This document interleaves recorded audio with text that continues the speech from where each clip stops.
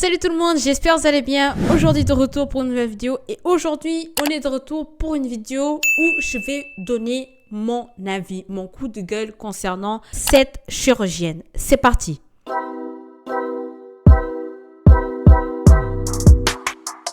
Alors dans cette vidéo, je vais vous partager le point de vue concernant cette chirurgienne sur la vidéo Arte. Donc j'espère pouvoir mettre tout l'extrait de la vidéo. Je ne sais pas si c'est possible. Si jamais ça ne marche pas parce que la vidéo ne pourra pas être monétisée sur YouTube, je mettrai quelques points importants. Et en fonction, je vais réagir par rapport à ce qu'elle dit. C'est parti. Modifier ce corps, même un tout petit peu, c'est la petite part de liberté qu'on a entre la génétique et le temps qui passe, ou les accidents de la vie, etc. C'est la part de choix personnel sur ce à quoi on ressemble réellement. La demande qui m'est le plus souvent faite en consultation, c'est que les gens voudraient être sans complexe. Et c'est les libérer de leur complexe. Et donc, c'est quelque chose qui traite le complexe. Pas qui traite l'apparence ou la beauté, mais qui traite ce qui, dans l'apparence, handicape la personne et la complexe. Mais leur vie serait différente s'ils étaient bien dans leur peau. La chirurgie plastique ne peut pas empêcher que vous ayez eu un cancer du sein ou qu'on vous ait enlevé le sein, etc.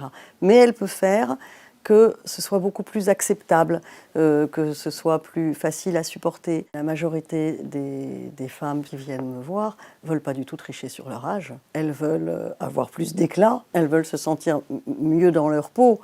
La chirurgie esthétique est une forme de soumission, mais aussi une prise de pouvoir. On se soumet à ce qu'on croit que la société attend. C'est vraiment dans l'imaginaire, dans son propre imaginaire, qu'on considère que c'est pas comme ça qu'il faudrait être. En fait, les autres, ils s'en fichent.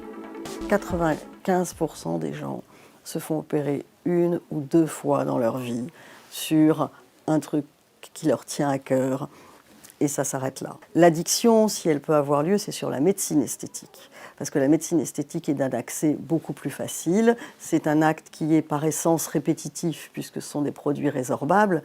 Et donc là, il peut y avoir plus une addiction. Mais sur la chirurgie, personne n'est addict à l'idée d'aller au bloc, de se faire endormir, ouvrir le corps. Je pense qu'il faut être très raisonnable dans ce qu'on fait.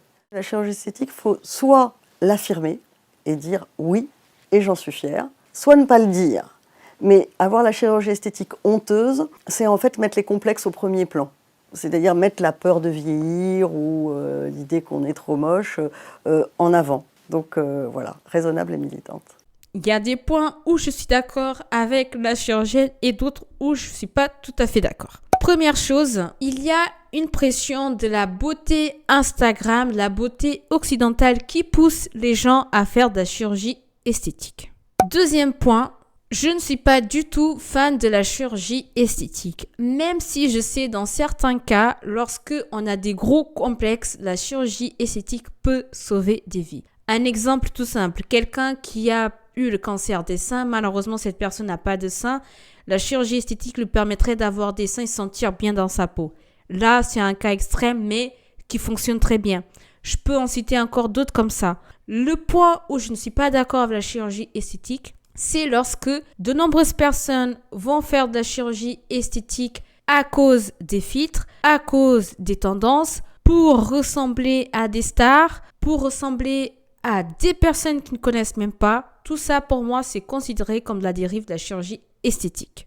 Pour moi, ça se travaille, ça. Il faut avoir confiance en soi, il faut s'accepter comme on est. Après, moi, j'appelle un complexe des gros complexes qui sont vraiment voyants.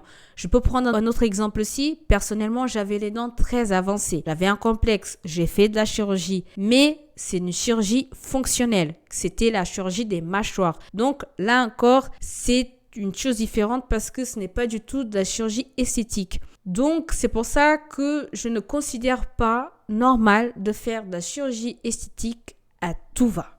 Troisième point, il y a d'autres personnes qui font de la chirurgie esthétique tout simplement parce qu'il y a l'effet mode, l'effet tendance. Alors que ces mêmes personnes, elles n'étaient même pas complexées. Elles n'avaient aucun souci, aucun défaut. Et dès qu'il y a eu un effet mode, une tendance qui a tourné dans les réseaux partout, la personne n'a même pas cherché à raisonner. Comme ça, midi 14h, elle s'est décidée, je vais faire de la chirurgie esthétique. Là aussi, j'ai un problème avec ça. Parce que tu étais bien dans ton corps, tu n'as aucun problème, mais tu veux faire de la chirurgie juste pour être plus belle et soi-disant parce que c'est un effet mode.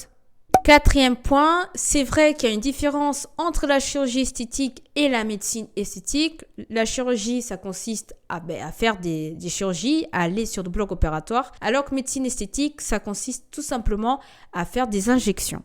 Mais cela n'empêche, il y a des dérives de la chirurgie esthétique des jeunes en France.